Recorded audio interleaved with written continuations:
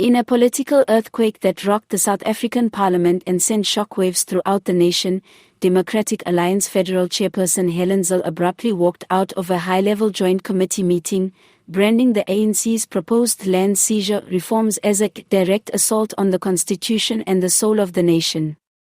What began as a tense parliamentary discussion spiraled into a national crisis declaration by the DA, further inflaming an already volatile political climate. The storm erupted during a closed-door briefing where ANC representatives unveiled updated details of their controversial land reform proposals. These included mechanisms that, according to insiders, would accelerate land redistribution through targeted expropriation without compensation, particularly of large private agricultural estates and unused urban lands.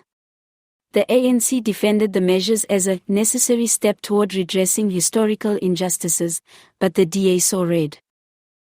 Helen Zille, known for her fiery rhetoric and unwavering stance on constitutionalism, reportedly stood up mid-session, her face tense with frustration, and delivered a scathing critique before storming out. "This is not reform, this is legalized theft," she was overheard saying. If this is the ANC's vision of justice, then South Africa is on the brink of authoritarian land grabs masked as restitution. Minutes after Zille's walkout, the DA convened an emergency press briefing at their Cape Town headquarters. Party leader John Steenhuisen didn't mince words.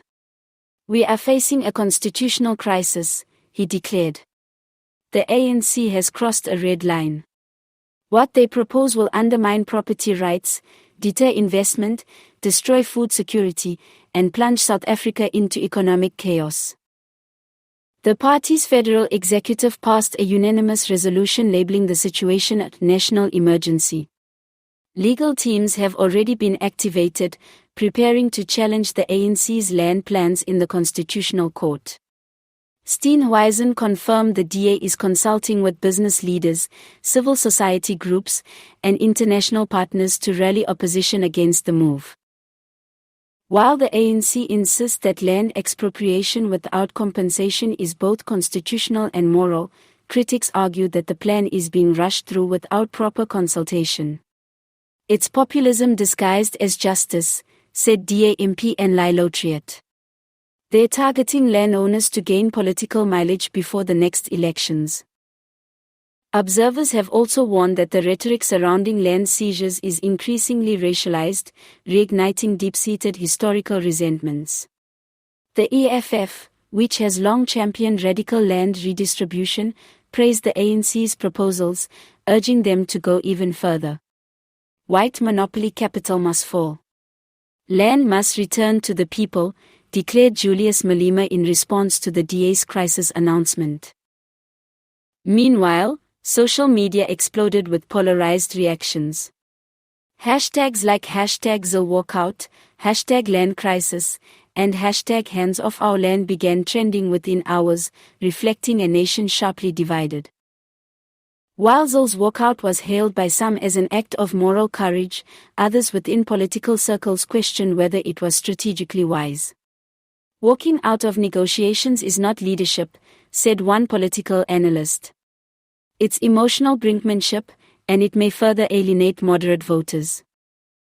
Nevertheless, her bold move has re-energized the DA's base, especially among business owners, property investors, and farmers who feel increasingly threatened by the ANC's land reform agenda. In contrast, the ANC remains unmoved.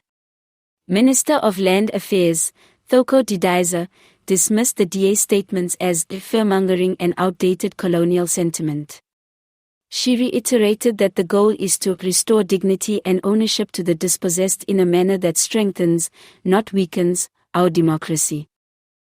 As legal battles loom and political rhetoric escalates, South Africa stands at a crucial crossroads. The ANC is pushing ahead, determined to finalize legislation by the end of the parliamentary term. The DA, meanwhile, is mobilizing all its resources to halt what it calls a march toward economic destruction. Helen Zille has yet to make a full public statement since her dramatic exit, but DA insiders suggest she's preparing for a national roadshow to rally public opposition against the ANC's proposals. "This is the fight of our time," a DA strategist said. "And we're not backing down. One thing is clear, the battle over land in South Africa is no longer a policy debate. It's a political war, one that will define the country's democratic future."